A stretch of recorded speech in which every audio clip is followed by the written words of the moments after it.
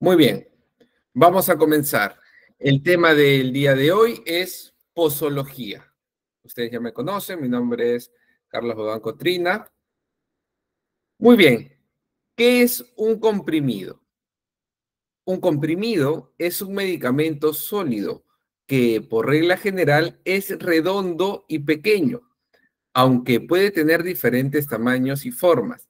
Se administra por vía oral y está elaborado con un polvo que se comprime, lo que da nombre a su forma galénica o su forma farmacéutica.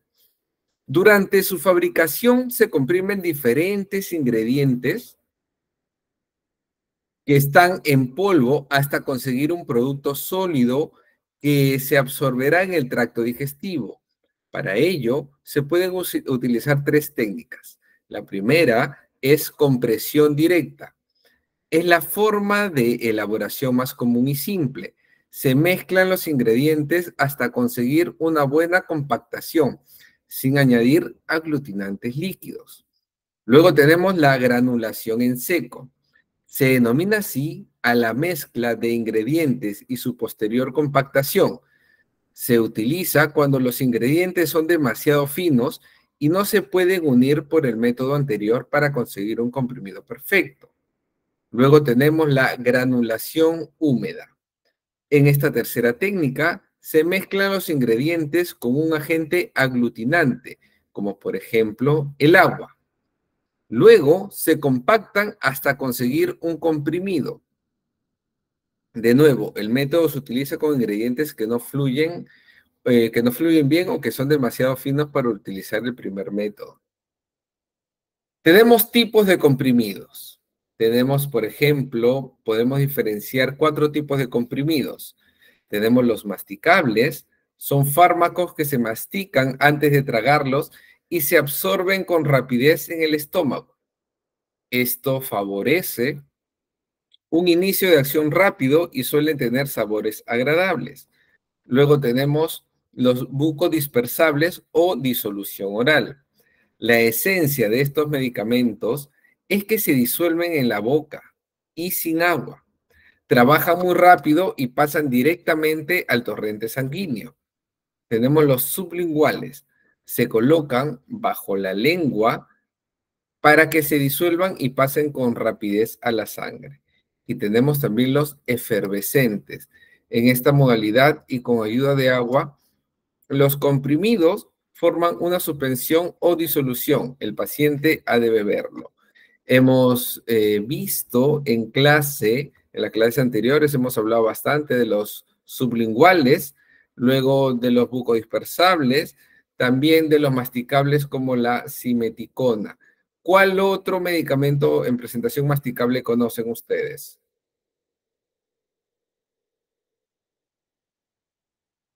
¿Conocen alguno en presentación masticable? ¿Algún medicamento? A ver, los leo.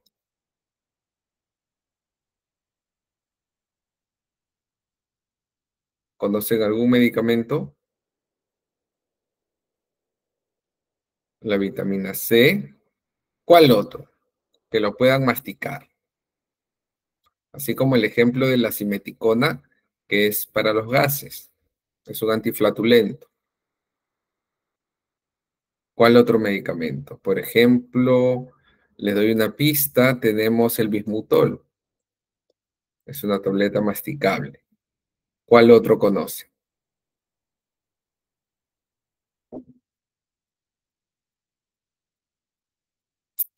Bien, otro sería, por ejemplo, el acitib, la milanta, la iosina bromuro. Hay varios medicamentos en presentación de comprimidos masticables. Y los efervescentes también son ampliamente conocidos. Tenemos ahora qué es una cápsula. No podemos entender la diferencia entre cápsulas y comprimidos sin saber un poco más sobre las cápsulas. Son medicamentos con una cubierta y que se absorben en el tracto digestivo. El fármaco que está en la cápsula se diluye en el torrente sanguíneo y se distribuye y metaboliza de una forma similar a un comprimido. Tenemos ahora tipos de cápsulas. Podemos identificar dos tipos de cápsulas. Primero, las cápsulas de cubierta dura. Estas cápsulas están elaboradas en dos piezas: la cubierta, que es de gelatina, y la tapa, fabricada con celulosa. El medicamento se encuentra en forma de polvo y se coloca en la cubierta de la cápsula. Luego se coloca sobre ella la carcasa para poder cerrarla. Tenemos también las cápsulas de gelatina blanda. El recubrimiento exterior de las cápsulas de gelatina blanda se suele emplear para contener una forma líquida. La cubierta usualmente se fabrica con glicerina y también con gelatina. Y aquí sale la pregunta: ¿cuál es la diferencia entre cápsulas y comprimidos? Las cápsulas y los comprimidos son formas farmacéuticas seguras, pero existen varias diferencias fundamentales entre ellas. Primero, la composición. Las cápsulas suelen estar elaboradas con gelatina o alternativas veganas, también alternativas vegetarianas, y contienen el medicamento en forma de polvo o en forma de líquido. En cambio, los comprimidos se realizan con polvo comprimido de manera general. Ahora, la absorción. Las cápsulas están mejor protegidas para evitar que el medicamento se degrade debido a la acción de los ácidos estomacales. Por lo tanto, la mejor biodisponibilidad de estas frente a los comprimidos hace que sea un poco más efectivas. Luego tenemos el gusto. Las cápsulas pueden enmascarar el sabor, aunque la cubierta se disuelve al estar mucho tiempo en boca.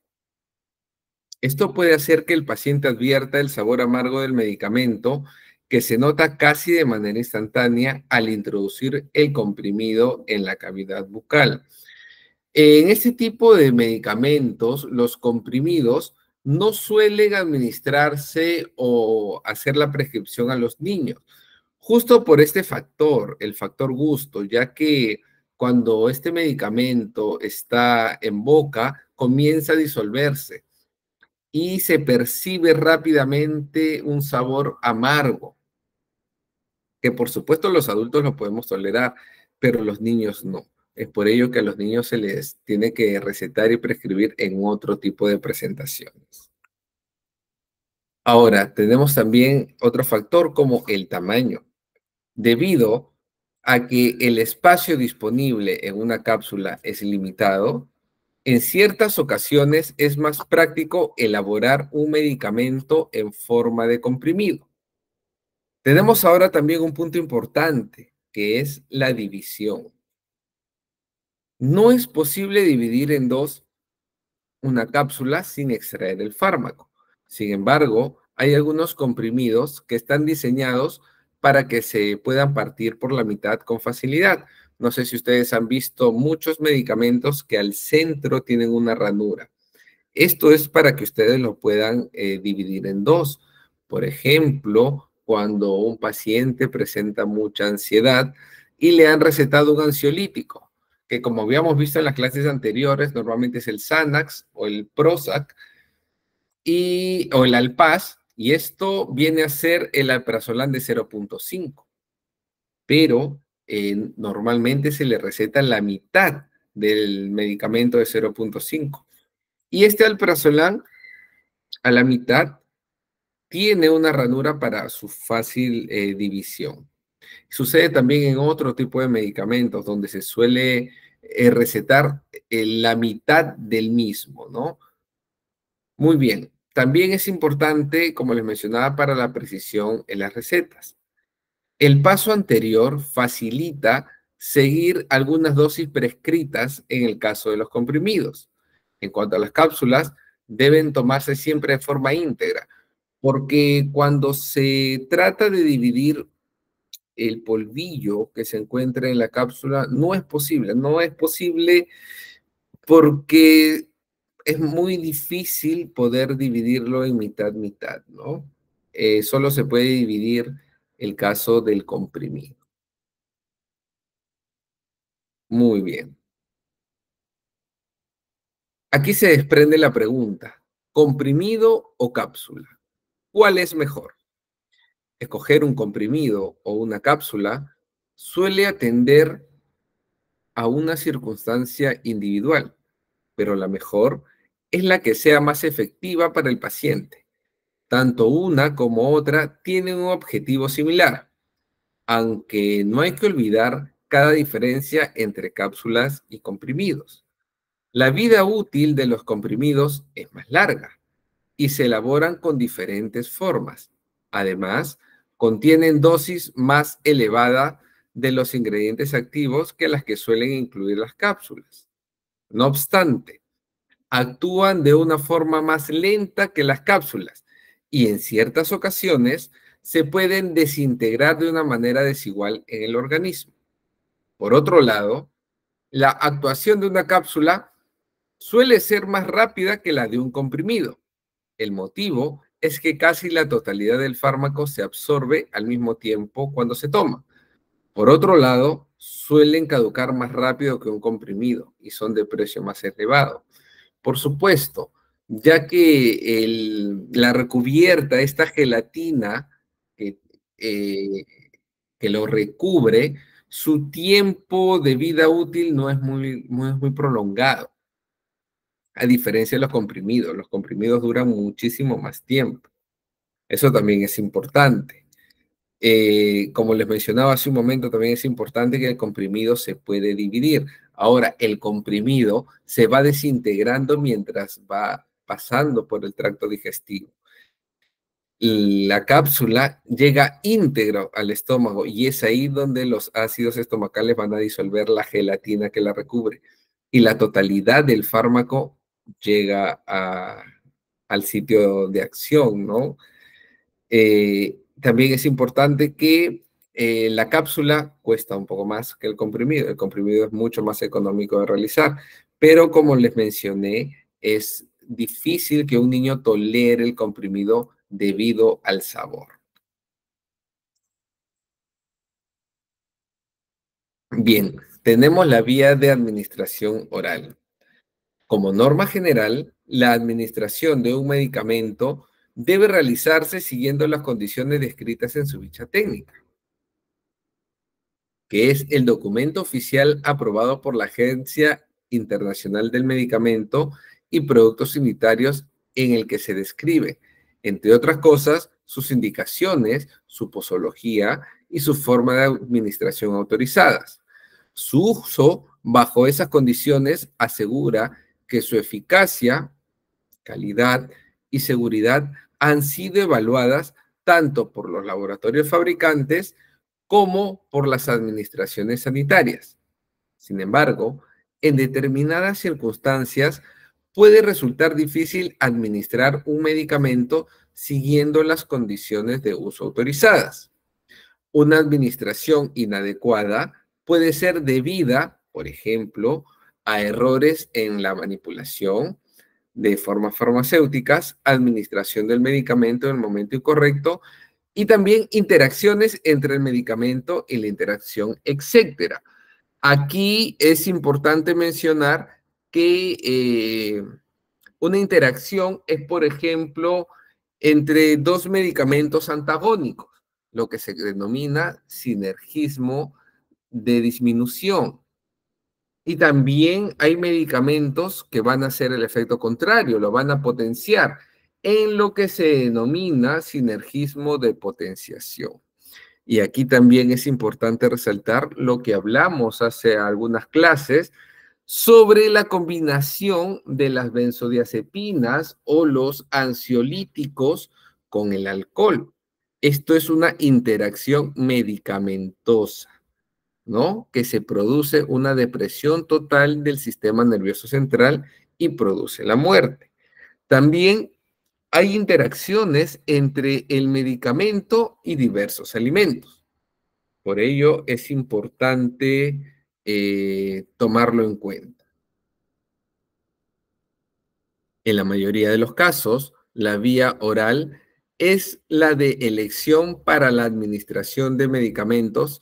Sin embargo, en ocasiones hay circunstancias que dificultan la administración de formas orales sólidas, como lo son los comprimidos y las cápsulas, por necesidad de ajuste de dosis, problemas de deglución, pacientes pediátricos, administración por sondas de alimentación o incluso debido a razones económicas. En estos casos, la primera opción, tras asegurar que el tratamiento es necesario, será comprobar si el medicamento está comercializado en otra forma farmacéutica más adecuada para el paciente, como por ejemplo parches, inyectables, fórmulas sublinguales, formulaciones líquidas u otras formas orales que no requieran manipulación, siempre comprobando la equivalencia entre las dosis.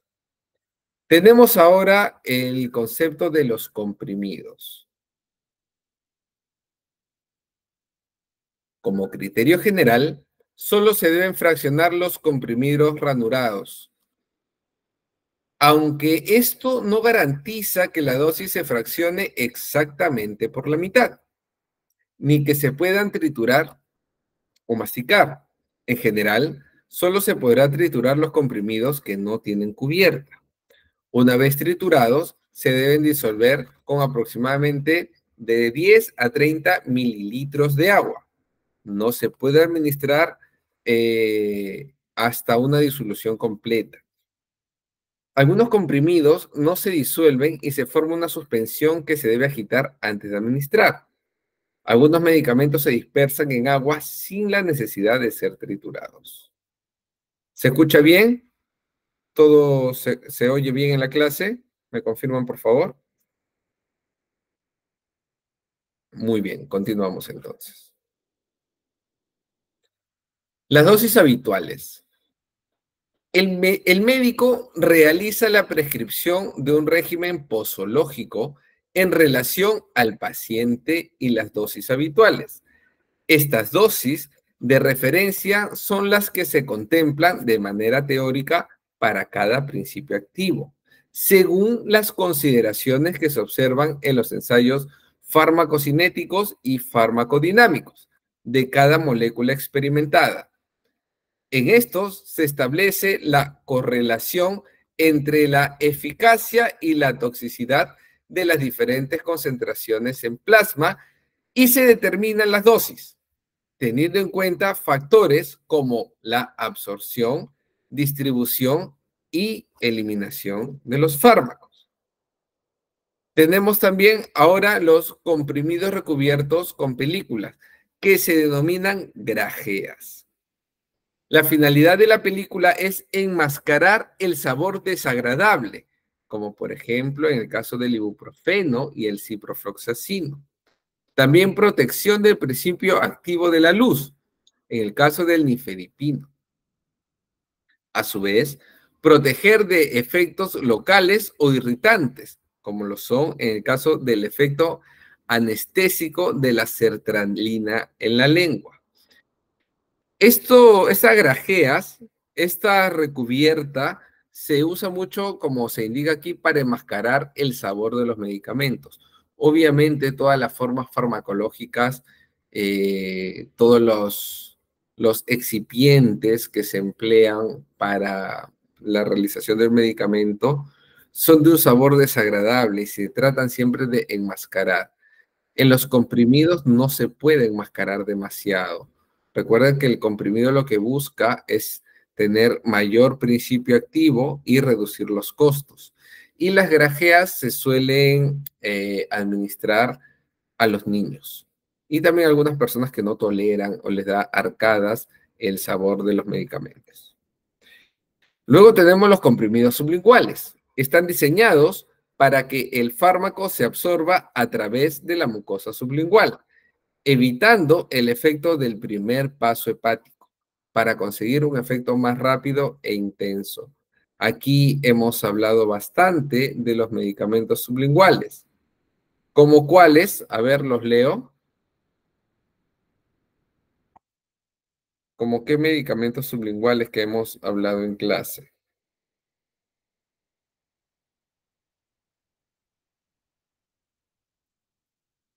Sí, los leo.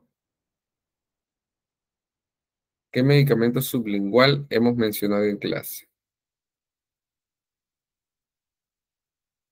Muy bien, el captopril. ¿Y para qué es usado el captopril?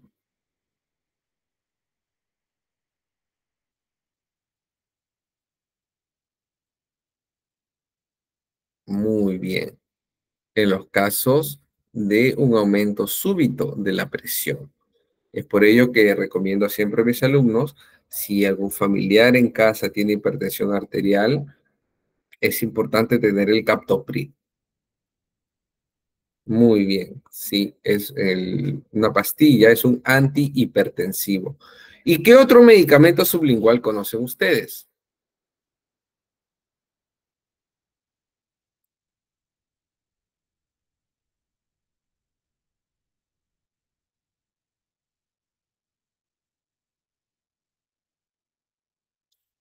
¿Conocen alguno? ¿Alguno adicional aparte del captopril?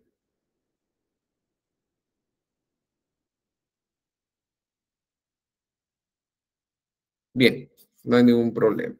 Vamos a continuar.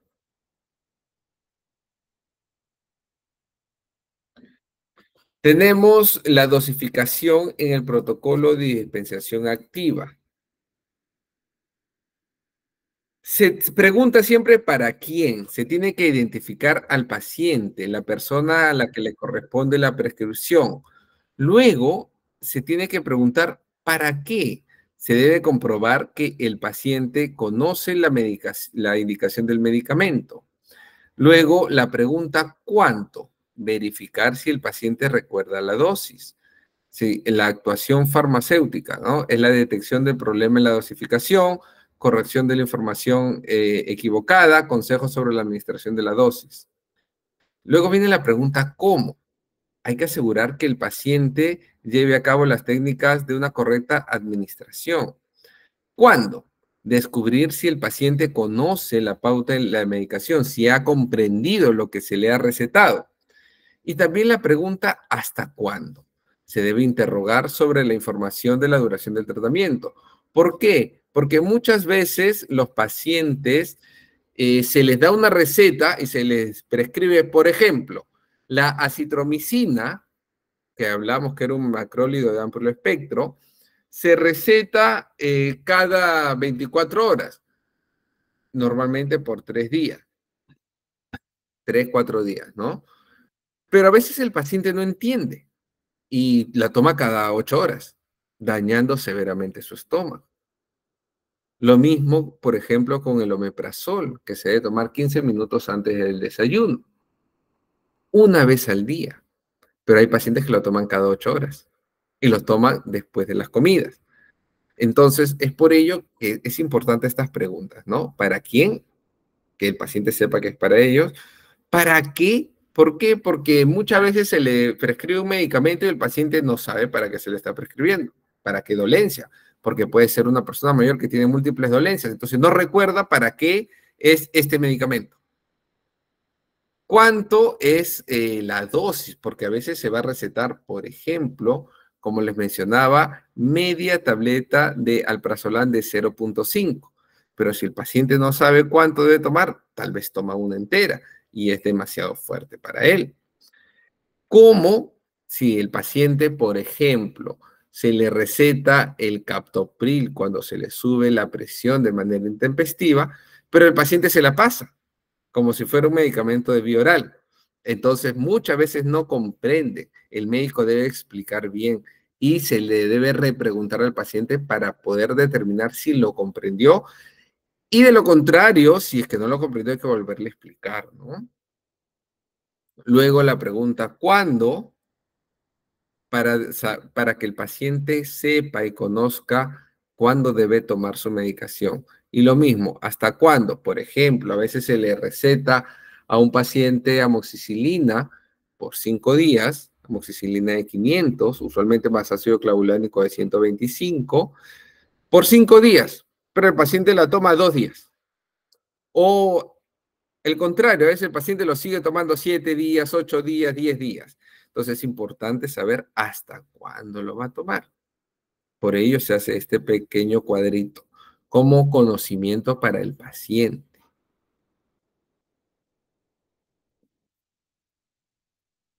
Los parámetros que se deben considerar son los siguientes. Primero, la biodisponibilidad, la excreción por la orina, la unión a proteínas plasmáticas, la depuración, el volumen de distribución, la vida media, concentraciones eficaces, concentraciones tóxicas. Luego tenemos los tipos de dosis. Tenemos, por ejemplo, la dosis diaria, que es la dosis recomendada para tomar en el periodo de 24 horas a repartir entre una o varias tomas. Tenemos también la dosis óptima, que es la cantidad de fármaco eficaz en cada paciente, que resuelve el problema para el que ha estado indicado. Tenemos también la dosis de inicio. Es una dosis menor a la terapéutica aconsejada. Al inicio de tratamientos en que es necesario empezar con dosis bajas para reducir la posibilidad de aparición de efectos secundarios. Pero también existe la dosis de ataque. Por ejemplo, cuando a consulta llegan pacientes con infección en el hueso maxilar y ya tienen hinchazón, tienen un dolor agudo, el paciente ya presenta un malestar general, dolor de cabeza. En ese caso se debe dar una dosis de ataque. ¿Qué quiere decir? Por ejemplo, la receta que le hacemos es de clindamicina de 300 miligramos vía oral cada 8 horas por 5 días. Pero en esta dosis de ataque se le prescribe que en la primera toma deben ser 2 juntas. Es decir, sumándolo, haciendo el sinergismo, harían clindamicina ya no de 300, sino de 600, pero solo la primera toma.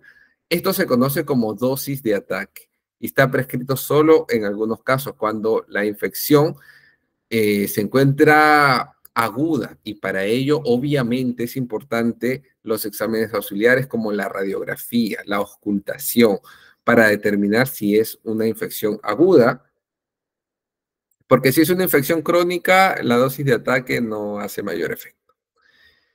Bien, y tenemos también la dosis máxima, que es la cantidad de fármaco que no debe excederse, puesto que aparecerían los efectos de la toxicidad del principio activo. Y habitualmente se expresa como dosis máxima diaria. Tenemos ahora la individualización de las dosis. El tratamiento óptimo y el régimen de dosificación se establecen según los límites de prescripción habituales del fármaco, los márgenes terapéuticos, las características del individuo y la gravedad de la enfermedad que hay que tratar. Bien, las características del paciente que debe considerar el farmacéutico son, de hecho, la edad y el peso, así como alguna posible complicación en su estado de salud, que implique previsiblemente una respuesta diferente ante las dosis habituales del fármaco prescrito. En caso que las dosis prescritas sean diferentes de las recomendadas, es preferible confirmar con el prescriptor la dosis establecida. En este caso, si hablamos de la edad y el peso, hace referencia a los niños, porque cuando son menores de 13 años se debe considerar cierto gramaje por kilogramo de peso. En el caso de los adultos o mayores de 13 años, que ya se consideran como adultos para la prescripción de medicamentos, ya hay una dosis estandarizada. Por eso reitero, en el caso de los niños es importante tomar en referencia el kilogramo de peso y la estatura para determinar el gramaje de su receta.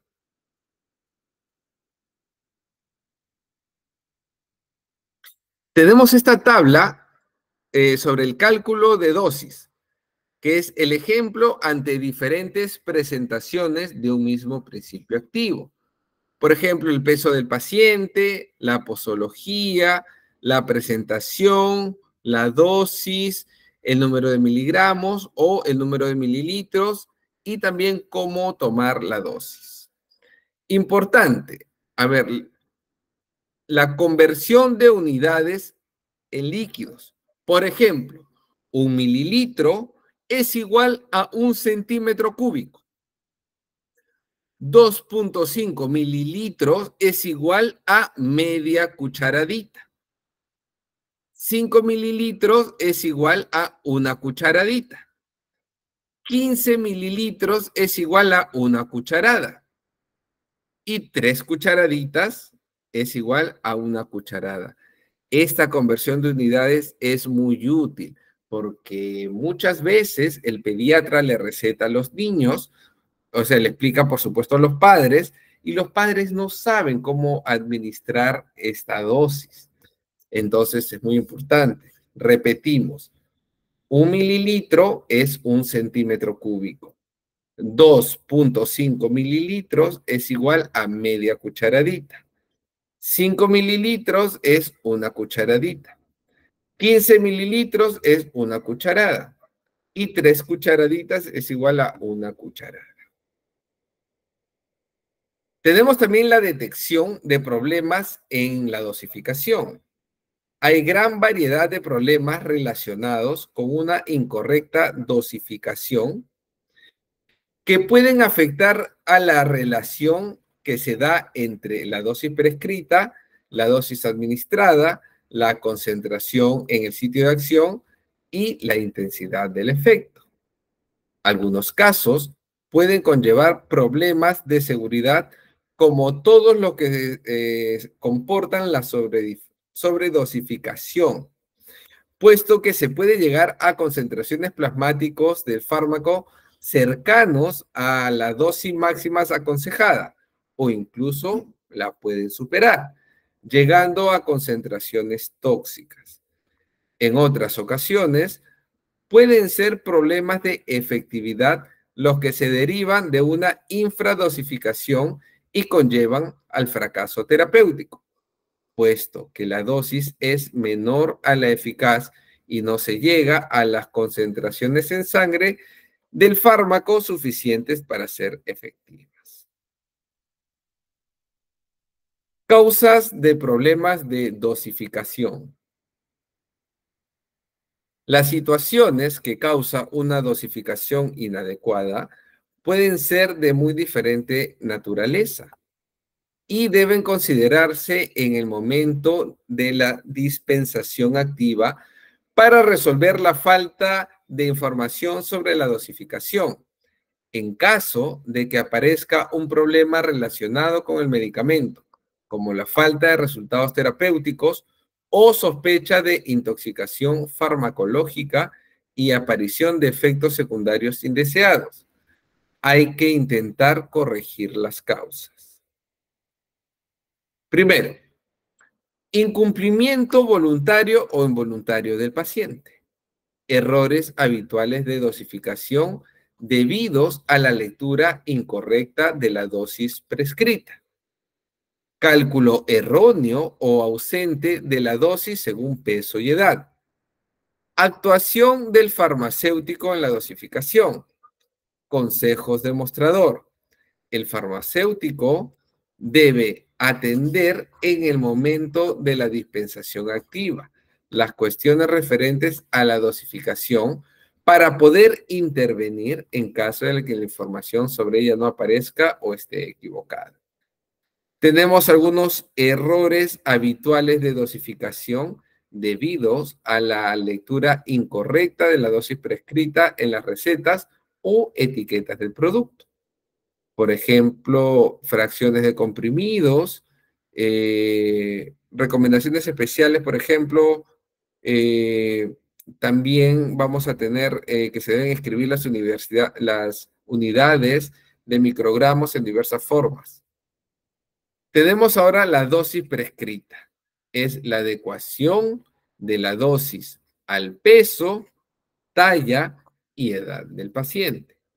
Se debe buscar información técnica sobre dosis habituales y márgenes terapéuticos permitidos.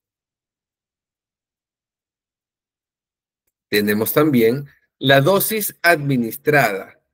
Explicar la mejor manera de preparar la forma farmacéutica.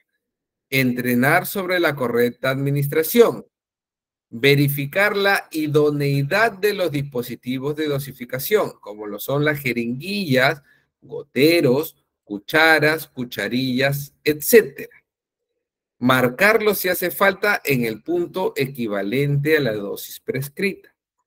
Aconsejar sobre los métodos de partición de los comprimidos. Insistir sobre la necesidad de tomar la dosis prescrita, que no sea ni más ni menos. Informar sobre qué hacer en caso de olvido de una toma. Entonces, es importante que el médico explique la manera que tiene que preparar el medicamento, porque hay algunos que se tienen que preparar. Luego, es importante, si por ejemplo le han prescrito 15 mililitros y les han dado una tapita medidora, es importante que lo marque para no confundir. También es importante que se explique cómo se va a partir el medicamento. Por supuesto que tiene que ser sobre una superficie limpia, usualmente sobre una servilleta, ¿no? Y se va a poder hacer la partición como corresponde. No hacerlo directamente sobre la mesa, siempre sobre una servilleta es lo que se aconseja. Y aquí respecto a insistir sobre la necesidad de tomar la dosis prescrita, ni más ni menos. Claro, porque a veces el paciente puede decir, no tomo, si me lo han recetado cada 8 horas, pues lo tomo cada 12 o lo tomo cada 24. Entonces la concentración en sangre va a ser menor de la requerida y no va a surtir efecto. Por el contrario, si tiene que tomar solo una vez al día o tiene que tomar 2 mañana y noche y toma 3, es demasiado. Demasiada concentración plasmática va a tener. También informarles sobre qué hacer en caso de olvido. Y aquí les pregunto, si ustedes les han recetado un antibiótico por 7 días y tomaron 2 días y al tercer día se olvidaron, ¿qué hacer en ese caso?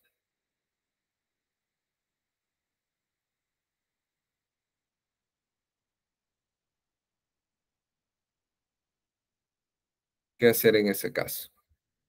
Si se olvidaron de una toma.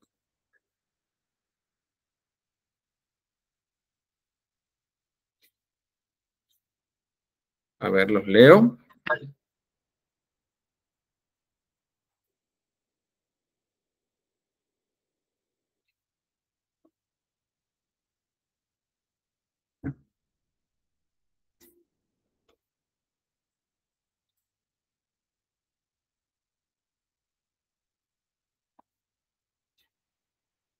A ver, Yasmín indica retomar las tomas. ¿Cómo así? A ver, explícame. Esto es importante respecto a los antibióticos. A ver, Yasmín, ¿a qué te refieres?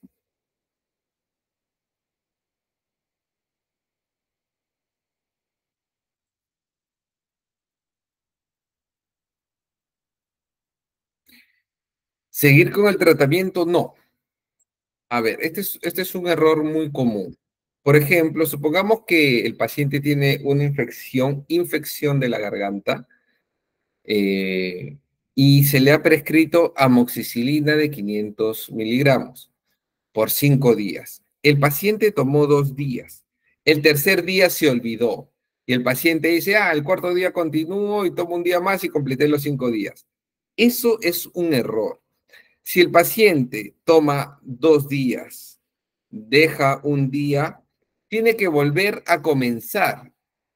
Siguiendo la pregunta de Gaby, sí, o sea, tomó un día, tomó 2 días, dejó el tercer día, el cuarto día viene a ser el primero de nuevo y tiene que tomar por 5 días más. ¿Y por qué se dice que tiene que tomar cada 8 horas religiosamente? Porque la concentración del medicamento en sangre dura 8 horas. Quiere decir que si el paciente se olvidó y toma las 12 horas, no va a haber una concentración correcta. Entonces, ¿no afectan los riñones u otros órganos? No, no. Hay medicamentos antibióticos que se prescriben por semanas. No va a afectar en nada, pero si toma solo 2 días no va a hacer efecto. Recordemos que cuando un paciente toma un antibiótico, recién comienza a hacer efecto a la cuarta toma. Entonces, si ustedes, por ejemplo, tienen la infección en la garganta y están tomando la amoxicilina, y a la segunda toma, ustedes dicen, uy, ya me siento bien, ya, qué bueno es el antibiótico. Entonces, eso no es así, es un efecto placebo. El antibiótico, como les indico, hace efecto recién a la cuarta toma. A la segunda, tercera, primera, no hace efecto. Recién a partir de la cuarta toma. Ya para que lo tengan en cuenta. Entonces ya saben, si se olvidaron un día de tomar el antibiótico, tienen que volver a comenzar. Y procuren hacerlo religiosamente cada 8, cada 12 o cada 24 según la prescripción del antibiótico.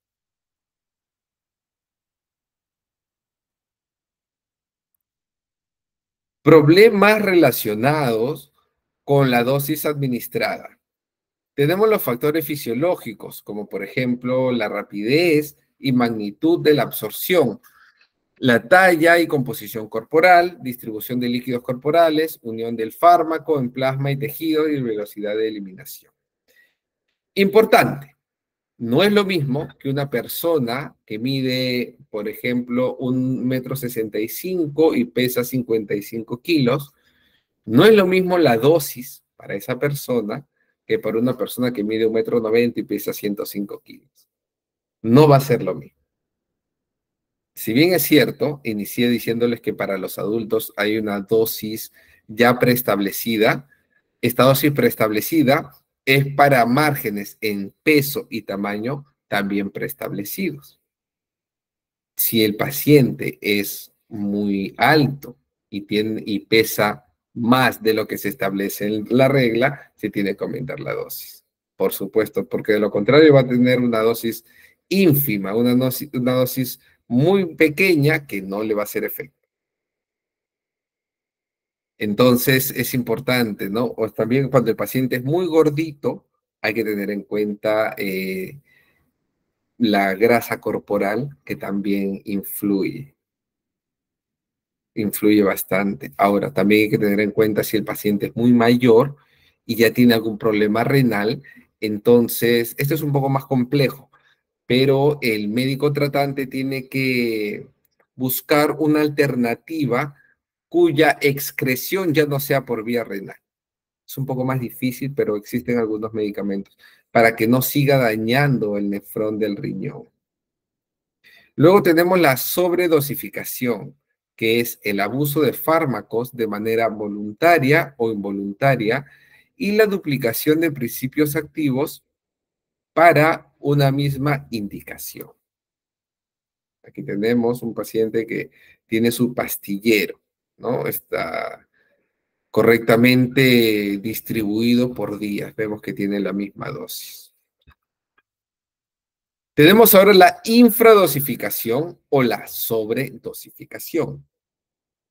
Primero, la falta de memoria. Olvidar que se ha tomado una toma y repetirla o no realizarla. Utilización de medidas caseras de dosificación no equivalentes a las propuestas en el prospecto del medicamento con los dispositivos indicados de dosificación. Mala preparación de las formas farmacéuticas. Suspensión con incorrecta proporción de polvo líquido. No agitar las formas líquidas, jarabes y colirios. Partir inadecuadamente los comprimidos. Masticar comprimidos entéricos o cápsulas. Administración incorrecta de formas farmacéuticas. Dejar medicamento en el fondo del vaso, jeringuilla de dosificación o cucharilla inadecuadas.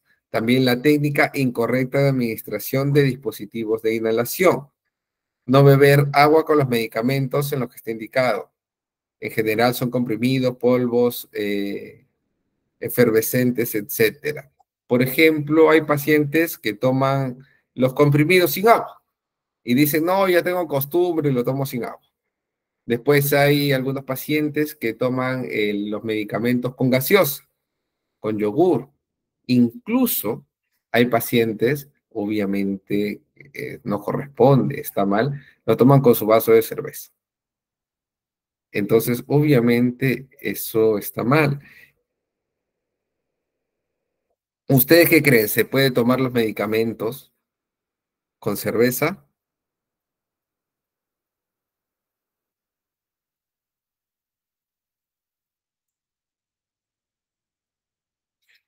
o con algún otro licor? Por supuesto, no se debe tomar. ¿Por qué? Porque puede haber un sinergismo de potenciación o, como en el caso de los antibióticos, se produce un sinergismo de inactivación. Por eso que cuando están tomando antibióticos no pueden consumir licor. Es muy importante.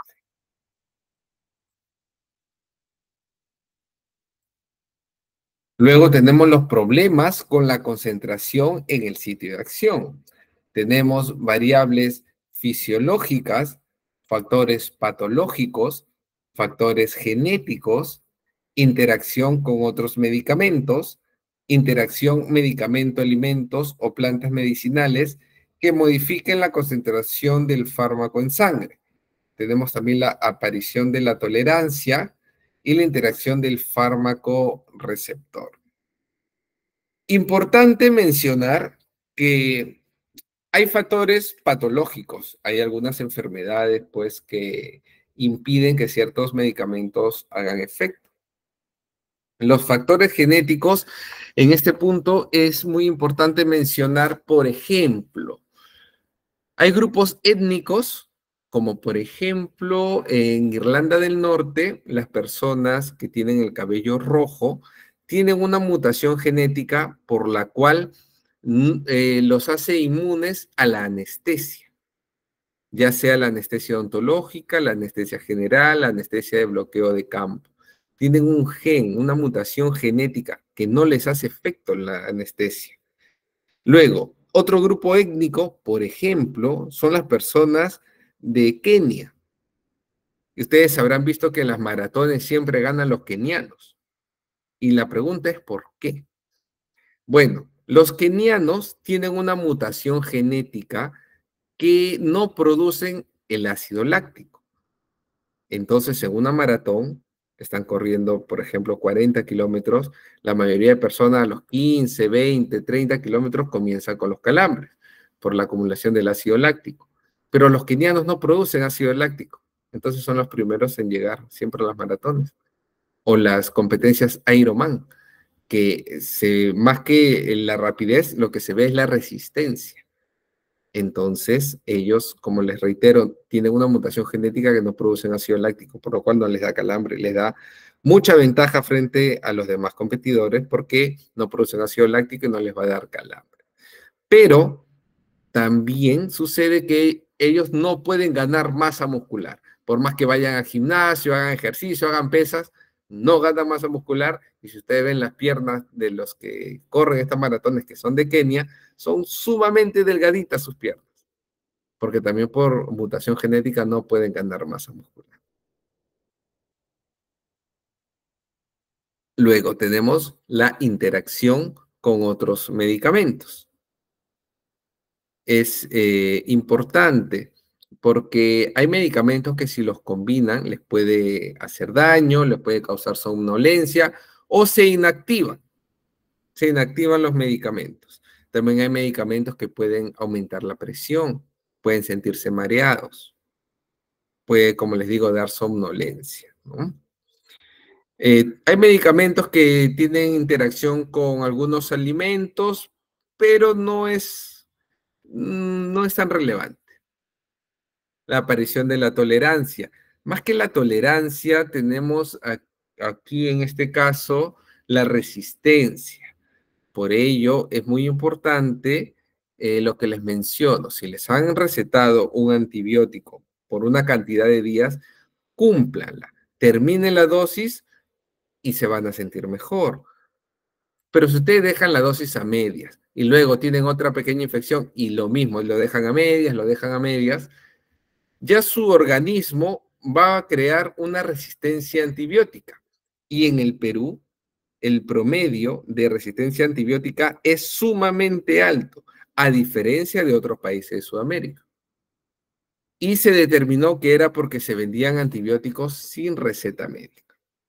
Actualmente ya se están vendiendo los antibióticos con receta médica, pero todavía en muchas farmacias o boticas se venden libremente los antibióticos sin receta médica. Esto es un problema no solo para el paciente que va a hacer la resistencia antibiótica, sino es un problema de salud pública, porque si ya la población hace resistencia, por ejemplo, a las penicilinas, a la familia de las penicilinas, que son de bajo costo, pues ya van a tener que tener un antibiótico de espectro mayor. Entonces, ¿por qué digo que es un problema de salud pública? Porque el gobierno va a tener que abastecer a las farmacias de los hospitales y los centros de salud con este tipo de antibióticos que cuestan mucho más. Entonces es un gasto adicional y se convierte en un problema de salud pública. Como por ejemplo, hablando de resistencias, la tuberculosis. En los años 80 en el Perú se hizo un plan para la tuberculosis que fue reconocido a nivel mundial. Quiere decir que les daban los medicamentos isoniazida, rifampicina, entre otros. Eran 4 medicamentos que tenían que tomar al día. Entonces, se realizó un programa que fue muy exitoso, en el cual consistía que la persona diagnosticada con tuberculosis, que se le hacía la prueba de tuberculina y era positiva, acudía al centro de salud y se les brindaba las 4 pastillas de manera gratuita por un periodo de 6 meses. Y además se les daba una canasta con medicinas. Al inicio, este programa fue muy exitoso, pero lamentablemente las personas comenzaron, primero al inicio cumplían al pie de la letra la alimentación, porque tiene que ser una alimentación con mucha proteína, con mucha menestra. Pero luego comenzaron a descuidarse y luego, debido pues a la escasez de dinero en ese entonces, comenzaron a vender las canastas que les daban, ¿no? Entonces el programa comenzó a fracasar, pero no porque se haya implementado mal, sino por el descuido de las personas. También puede ser por una falta de comunicación, ¿no? De explicarles qué sucede si es que no terminan el tratamiento, porque tengamos en cuenta que el tratamiento para la tuberculosis es sumamente largo. Estamos hablando de 2 meses aislados y 4 meses más que ya pueden salir a la calle sin riesgo de contagio, pero tomando su medicamento. Como le digo, la rifampicina y la isoniazida. Pero los pacientes, obviamente, no lo cumplían. Porque supongamos que sean personas independientes y pues ellos diariamente se ganan el dinero para los alimentos de su familia. Entonces no cumplían. Aparte que contagiaban, ellos comenzaban a hacer resistencia porque no terminaban de tomar el antibiótico en el tiempo determinado. Entonces comenzó a fracasar el programa y los pacientes se volvieron multidrogos resistentes. Y eso se volvió un problema de salud pública en el Perú, porque ya los medicamentos que eran de bajo costo, que se les daba de manera gratuita, ahora se tenían que conseguir los antibióticos para multidrogos resistentes, que eran sumamente costosos. Entonces se convirtió en un gran problema, porque ya no se podían distribuir de manera gratuita, eran sumamente caros para los años 80. Recordemos que la economía en el Perú y la salubridad no es lo mismo que ahora. Si bien es cierto, hoy día tiene muchas deficiencias, muchísimas deficiencias, pues imagínense en los 80. Era otra realidad en el Perú. Y lo mismo sucedía en el caso, pues, de algunas epidemias que hemos tenido aquí, como en el cólera, ¿no? A fines de los 80, inicio de los 90. El sistema de salud en el Perú no podía contener a la cantidad de personas que se iban infectando con este Vibrio cholerae, ¿no? Si esto sucediera ahora, pues hay una contingencia mayor. Pero en esos años el presupuesto no era el mismo, el Perú tenía demasiadas carencias y por supuesto, al tener demasiadas carencias, el país, el sistema de salud se encontraba debilitado, mucho más que ahora. Imagínense, si ahora tenemos severas deficiencias, imagínense antes, ¿no? Muy bien. Tenemos pacientes con problemas de deglución. En estos pacientes es conveniente tener en cuenta lo siguiente. Si toleran la dieta blanda, pueden administrarse los comprimidos enteros, fraccionados o triturados, o bien el contenido de las cápsulas, con una pequeña cantidad de alimento, como una cucharada de yogur, para asegurar que se administra la totalidad de la dosis. Si se asocia a las comidas, asociar al primer bocado.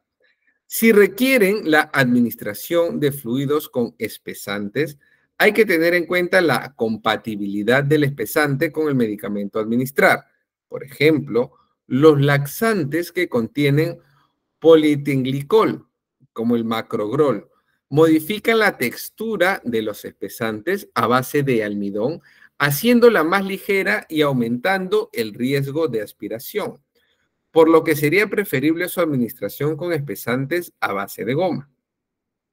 Tenemos ahora los AINES.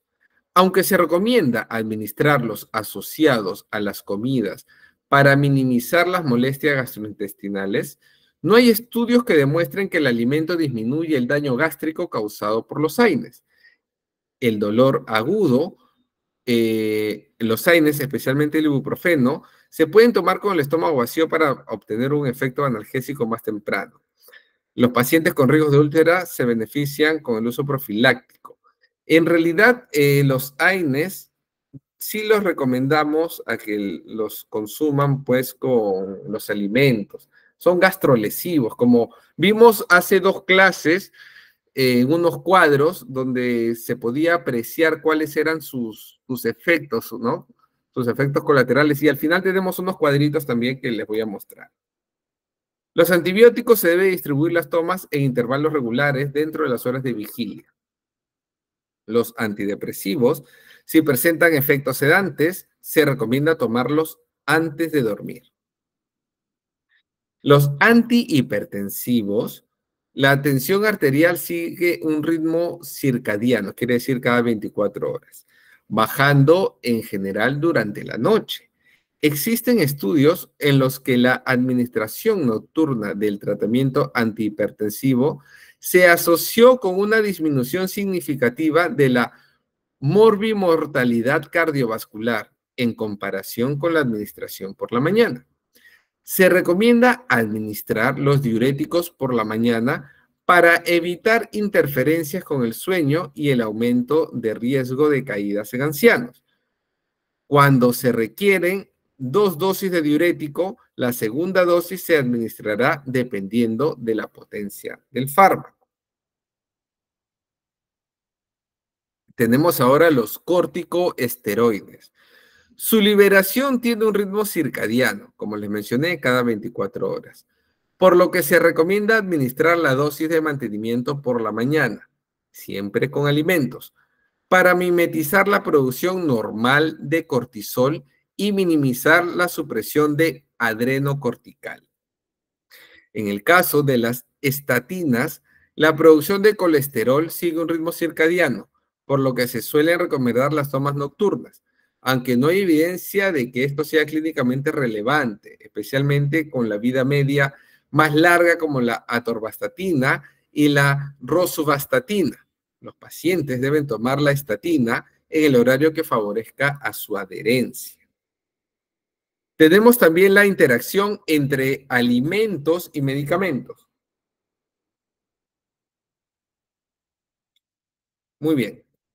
La administración de medicamentos se asocia con frecuencia a la ingesta de alimentos, por lo que la posibilidad de que existan interacciones entre ambos es muy elevada. Es importante que el profesional sanitario conozca estas interacciones, ya que pueden ser una fuente de efectos adversos y de alteraciones en la respuesta farmacológica. Si es el alimento el que interacciona sobre el medicamento, pueden aparecer efectos beneficiosos, como por ejemplo mejora de la eficacia, reducción de efectos adversos o perjudiciales, disminución de la eficacia o la toxicidad.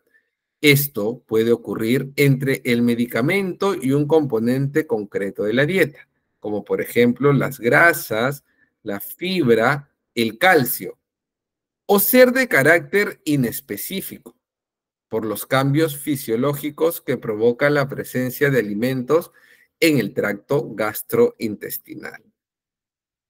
Tenemos deficiencias causadas por medicamentos, como por ejemplo, el aceite mineral, tenemos vitamina A, vitamina D, vitamina K.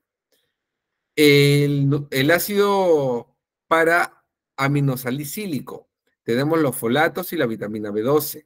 Los antiácidos con aluminio, el calcio, el cobre, folato, fósforo y hierro. El ácido valproico o la carbamazepina, la vitamina D. El cloruro potásico, la vitamina B12. La colchicina, el potasio, el sodio, vitamina A y B12. Luego, otros relevantes, como por ejemplo los diuréticos, el calcio, el magnesio, el potasio y el zinc. Tenemos el caso de los glucocorticoides, el calcio y la vitamina D. En el medicamento heparina, los nutrientes afectados van a ser la vitamina D. En la isoniazida, el nutriente afectado es la vitamina B6. En el caso de la metformina, el nutriente afectado va a ser la vitamina B12, en el caso de los diabéticos. Y en el caso de las tetraciclinas, que ya no se usa mucho, el nutriente afectado va a ser los folatos y el hierro. Una mención curiosa en el caso de las tetraciclinas es que mancha los dientes, les produce un halo de color amarillo, que no sale con ningún blanqueamiento y con ningún tratamiento. Y el sulfametoxazol, el nutriente afectado va a ser el calcio y los folatos. Ahora, la interacción es con los medicamentos. Los alimentos ricos en vitamina C mejoran la absorción del hierro. Los alimentos ricos en vitamina E aumentan el riesgo de sangrado de los anticoagulantes. Alimentos ricos en vitamina K antagonizan el efecto anticoagulante. Los alimentos ricos en potasio aumentan el riesgo de hiperpotasemia. Los alimentos y bebidas fermentadas ricas en tiramina aumentan el riesgo de crisis hipertensivas. Dieta rica en grasas aumenta la biodisponibilidad de albendazol. Disminuye también la biodisponibilidad de la warfarina y el diazepam. Dieta rica en proteínas aumenta la biodisponibilidad del propanolol y disminuye la biodisponibilidad de la carbidopa, la fentoína y la levodopa, ¿no? La levodopa que se administra en pacientes con problemas de Parkinson. Interacción del alcohol en los fármacos. En el caso de los AINES, por ejemplo, aumentan el riesgo de hemorragia gastrointestinal. El acenocumarol, ingestiones agudas del alcohol inhiben su metabolismo, aumentando el riesgo de sangrado. Los antihipertensivos o los nitratos. El efecto vasodilatador del alcohol potencia su efecto hipotensor, sobre todo al inicio del tratamiento. Por el contrario, en consumidores crónicos, produce un aumento de la tensión arterial, reduciendo la efectividad del tratamiento. La colchicina, la ingesta excesiva de alcohol, puede aumentar el riesgo de toxicidad. Los depresores del sistema nervioso central, como los antidepresivos, ansiolíticos, analgésicos, opioides, anticonvulsivantes, antihistamínicos y sedantes. El alcohol aumenta Su efecto depresor es lo que les mencionaba. Nunca se debe mezclar un ansiolítico, un antidepresivo, algún opioide o algún somnífero con el alcohol. Hay que tener mucho cuidado.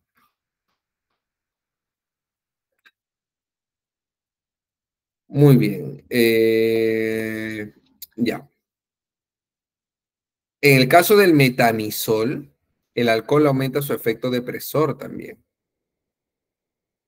En el caso de la metoclopramida, el alcohol potencia su efecto sedante. Siempre se debe revisar la dieta del paciente, evitar los cambios bruscos, informarlos adecuadamente sobre los medicamentos, tomar los medicamentos orales siempre con agua.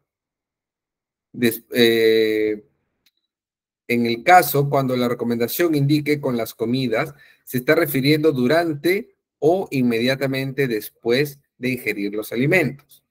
En ayunas o fuera de las comidas, implica que hay que tomarlo con el estómago vacío, 1 hora antes o 2 horas después de las comidas. Valorar la necesidad de toma de suplementos vitamínicos en pacientes que tomen medicación crónica que causa déficit de vitaminas. Ideas clave. En general, para la administración de un medicamento, se deben seguir las instrucciones de la ficha técnica. No todas las formas farmacéuticas sólidas orales se pueden manipular, fraccionar y triturar. El horario de administración de un medicamento debe adaptarse en lo posible a las preferencias del paciente para facilitar la adherencia. A la hora de administrar un medicamento con comida, hay que tener en cuenta las posibles interacciones. Las interacciones medicamento-alimento clínicamente relevantes son difíciles de predecir. Si la respuesta terapéutica es adecuada, el horario de administración y las posibles interacciones pierden relevancia.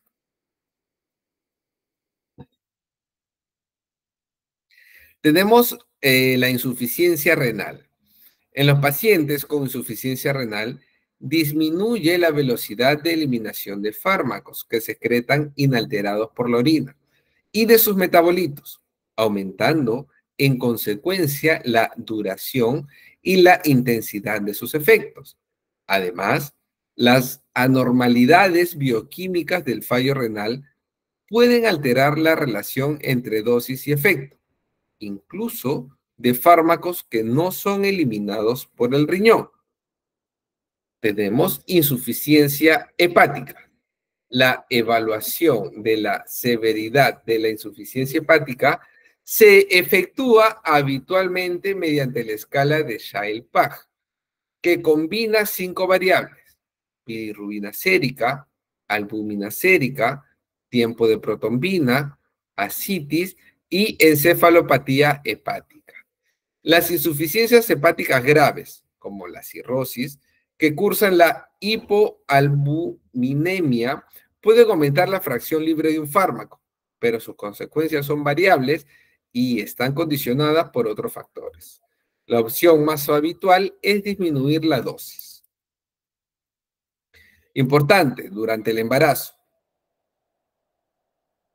aunque la recomendación general es evitar administrar medicamentos para síntomas menores en mujeres gestantes, hay estudios que demuestran que la automedicación durante el embarazo es muy frecuente, así que es más práctico que los medicamentos sean seleccionados y prescritos por el clínico.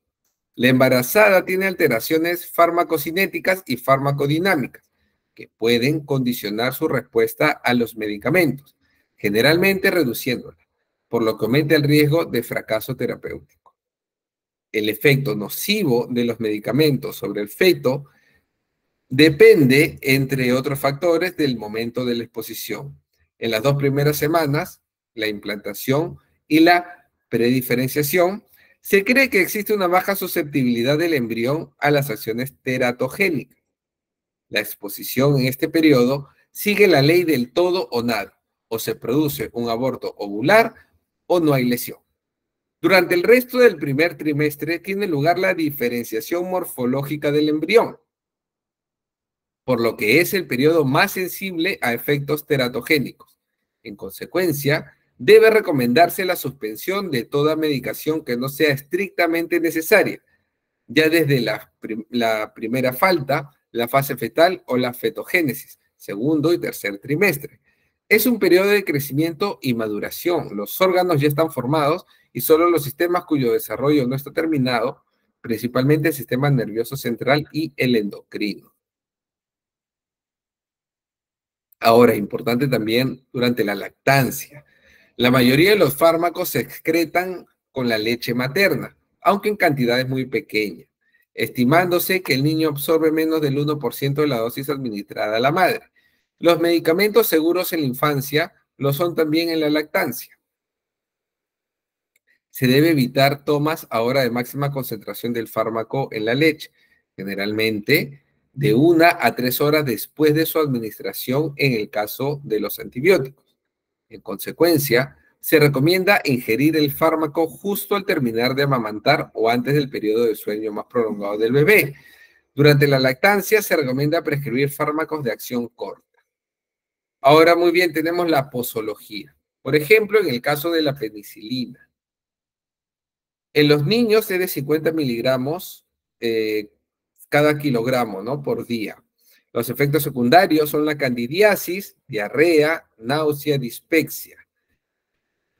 El efecto sobre otros fármacos aumenta el riesgo de hemorragia. Importante, un medicamento muy conocido por todos ustedes y muy utilizado, la amoxicilina. Para los adultos es 500 miligramos cada 8 horas. En los niños es 40 miligramos cada kilogramo por día, en 3 dosis. Los efectos secundarios son candidiasis, diarrea, náusea, dispepsia. Y respecto a la interacción, hay riesgo de hemorragia y en el caso de que estén tomando anticonceptivos orales disminuye la efectividad. Ahora, la amoxicilina más el ácido clavulánico. En los adultos, la posología es de 500 miligramos más 125 miligramos respectivamente. En los niños es de 40 más 5 miligramos cada kilogramo de peso. Los efectos secundarios van a ser candidiasis, diarrea, hepatotoxicidad. Y en las interacciones, en el caso de los anticoagulantes orales, va a tener mayor riesgo de hemorragia. Lo mismo en el caso de los anticonceptivos orales, menor efectividad. La clindamicina es un antibiótico muy potente y muy efectivo para hueso maxilar. La posología en los adultos es de 300 miligramos cada 8 horas y en los niños es de 150 miligramos cada 12 horas. Los efectos secundarios es una colitis pseudomembranosa y hepatotoxicidad. ¿Qué quiere decir esta colitis pseudomembranosa? Que les va a dar diarrea, les va a dar dolor de estómago, acidez, reflujo y diarrea. Las interacciones son antibióticos aminoglucósidos, menor efectividad, y con los macrólidos, como por ejemplo la acitromicina, disminuye su efectividad. Ahora tenemos el metronidazol. En la posología, en los adultos es de 500 miligramos cada 8 horas. En los niños es de 30 miligramos por kilogramo de peso en 3 dosis. Efectos secundarios son las convulsiones, parestesias, diarrea, náusea, dispepsia, disgeusia, serostomía. En las interacciones, si están tomando analgésicos opioides, va a aumentar la concentración. En los anticoagulantes orales aumenta el riesgo de hemorragia. En los antidiabéticos, en la metformina, aumenta la concentración. En los pacientes que están tomando pastillas para dormir o ansiolíticos como las benzodiazepinas, aumenta la concentración. Si están tomando su atorvastatina, aumenta el riesgo de rhabdomiólisis. Y si el psiquiatra les ha prescrito litio, aumenta también la concentración. Tenemos ahora el macrólido, la acitromicina. En los adultos es de 500 miligramos cada 24 horas. Y en los niños es de 10 miligramos por kilogramo de peso. Una vez al día. Efectos secundarios: diarrea, náusea, dispepsia. También taquicardia ventricular. Interacciones referente a otros fármacos. Por ejemplo, si está tomando algún analgésico opioide, aumenta la concentración. También aumenta la hemorragia en el caso de estar tomando anticoagulantes. Si está tomando metformina, aumenta la concentración también. Lo mismo con las benzodiazepinas. Y si está tomando clindamicina, disminuye la efectividad. Lo mismo, si está tomando atorvastatina, aumenta el riesgo de rhabdomiólisis. Tenemos ahora el paracetamol, ampliamente conocido también por todos. La posología en los adultos es de 500 miligramos, que puede ser cada 6 o cada 4 horas. En los niños es de 10 a 15 miligramos por kilogramo de peso, máximo 2 veces al día. Los efectos secundarios son la hepatotoxicidad, hipoglucemia, trombocitopenia, leucopenia, neutropenia y agranulocitosis. Las interacciones, por ejemplo, aumenta el efecto en el caso de que esté tomando isoniazida o propanolol.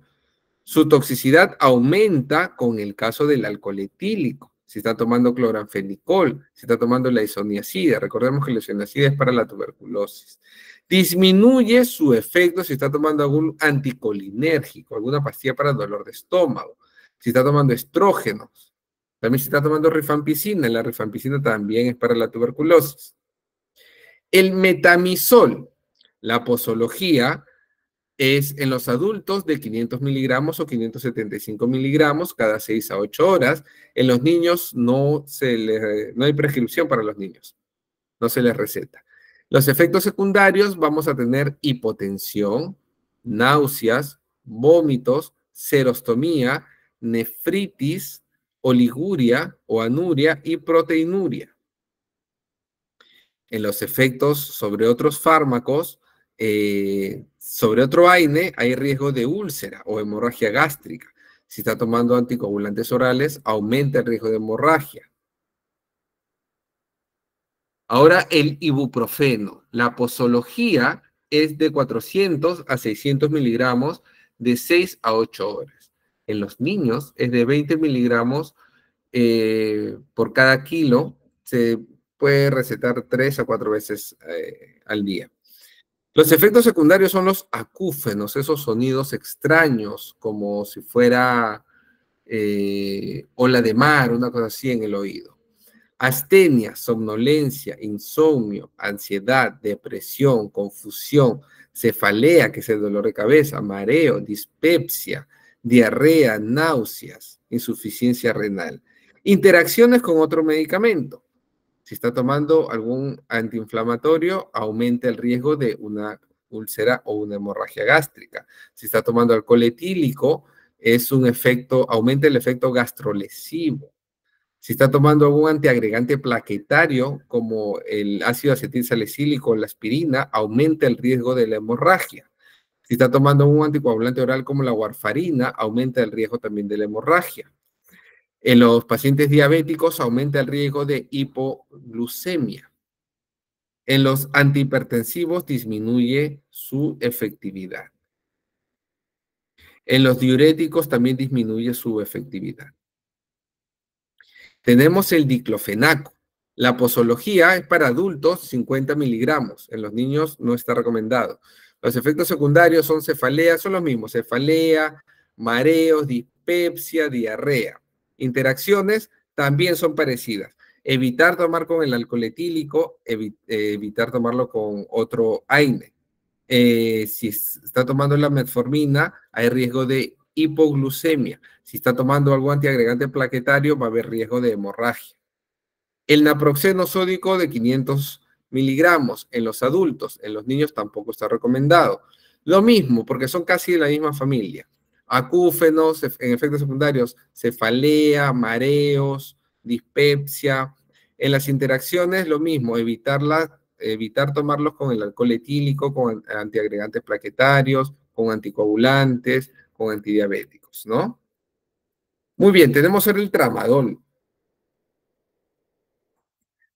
La posología en los adultos es de 50 a 100 miligramos, no está recomendado en los niños. Los efectos secundarios son cefalea, mareos, convulsiones, palpitaciones, taquicardia. En las interacciones hay riesgo de convulsiones si toman alcohol, antidepresivos, relajantes musculares. Hay que tenerlo en cuenta. Y los efectos con otros fármacos que aumenten el riesgo de hemorragia si está tomando anticoagulantes, ¿no?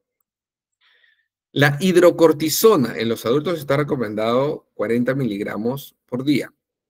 Efectos secundarios, acné, hirsutismo, retraso en la cicatrización, hiperpigmentación, cataratas, glaucoma, euforia y depresión, insomnio, hiperglucemia. Interacciones, su efecto va a aumentar con los anticonceptivos orales, con la eritromicina, el ketoconazol. Evitar tomarlos con alcohol, con un anticoagulante, con algún antiagregante plaquetario. La prednisona, 30, la prednisona es parecido porque también es un corticoide, 30 miligramos por día, los efectos secundarios son exactamente lo mismo, las interacciones son exactamente lo mismo porque la prednisona es un corticoide. Tenemos ahora la dexametasona. En los adultos es de 8 miligramos por día. Efecto secundario, acné, hirsutismo, retraso en la cicatrización, cataratas, glaucoma. Las interacciones, su efecto va a aumentar con los anticonceptivos orales, con la eritromicina y con el ketoconazol. También debe evitarse tomar este medicamento con alcohol. Luego tenemos el diazepam. La posología es de 5 miligramos 2 horas antes de un procedimiento odontológico, ya que lo usamos como sedación consciente o antes de dormir. Los efectos secundarios son una amnesia anterógrada, ataxia, confusión, somnolencia, por supuesto. Su efecto aumenta con el alcohol, con los opiáceos, con los macrólidos, con los antidepresivos, antihistamínicos y antipsicóticos. Hay que tener bastante cuidado en el caso de tomar un diazepam. El midazolam. La posología es de 15 miligramos 1 hora antes del procedimiento odontológico o 0.5 en el caso de los adultos. Los efectos secundarios lo mismo, ¿no? Amnesia anterógrada, ataxia, bradipsiquia, confusión, disartría, hipotensión, taquicardia, lo mismo. Hay que evitar tomarlos con alcohol, con analgésicos opiáceos, con macrólidos, con antidepresivos, con antihistamínicos, con antipsicóticos, también con los antifúngicos como el fluconazol, itraconazol y el ketoconazol, para tenerlo en cuenta. Tenemos ahora el alprazolam, que es de 0.5 miligramos. Los efectos secundarios son los mismos y las interacciones medicamentosas son las mismas. Recordemos que las benzodiazepinas y los ansiolíticos van a potenciar de manera severa su acción si se ingesta con alcohol. Por ello, es importante mencionarlo una y otra vez. De ninguna manera pueden consumir este medicamento con alcohol, porque se va a producir una depresión del sistema nervioso central y puede causar la muerte o puede causar lesiones que van a ser perennes, que ya no van a poder regresar a su estado natural.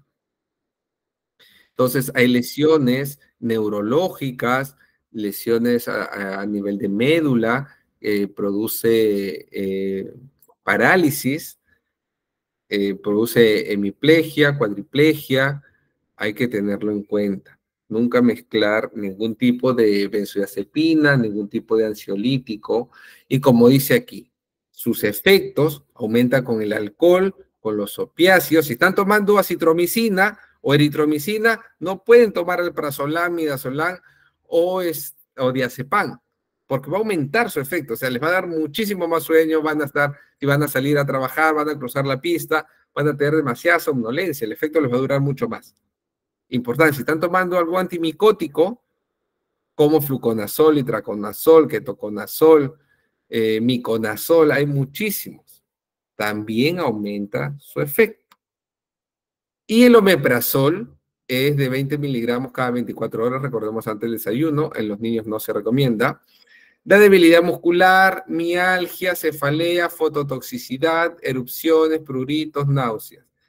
Interacciones con los anticoagulantes orales, aumenta la hemorragia. En el caso de las benzodiazepinas, aumenta la concentración, para tenerlo en cuenta. Entonces, esas son las interacciones medicamentosas. ¿Perdón? Preguntan sobre la parestesia. La parestesia es cuando tienen algún tipo de parálisis. Se produce la parestesia. Estos medicamentos, recordemos que en su mayoría van a tener interacciones con el alcohol. También interacciones con los opiáceos, con los macrólidos, también con los medicamentos como la metformina, que son los medicamentos para la diabetes, con los antiagregantes plaquetarios como el ácido acetilsalicílico, que se conoce como aspirina. Entonces, es importante, si ustedes van a tomar este tipo de medicamentos y toman otros medicamentos, es importante que lean la posología. En la cajita siempre viene y está descrito cuáles son las reacciones adversas, las interacciones medicamentosas. Es muy importante. De esta manera se van a evitar que el medicamento o se inactive o se potencie. Si se inactiva, pues no va a surtir ningún efecto. Pero si se potencia, sí puede haber algún tipo de toxicidad. Se pueden sentir mareados, se pueden sentir con somnolencia, ni hablar si lo toman con alcohol, ¿no? Eso no debe ser. No debe ser de ninguna manera. Ningún medicamento se debe tomar con alcohol. Lo mismo si están tomando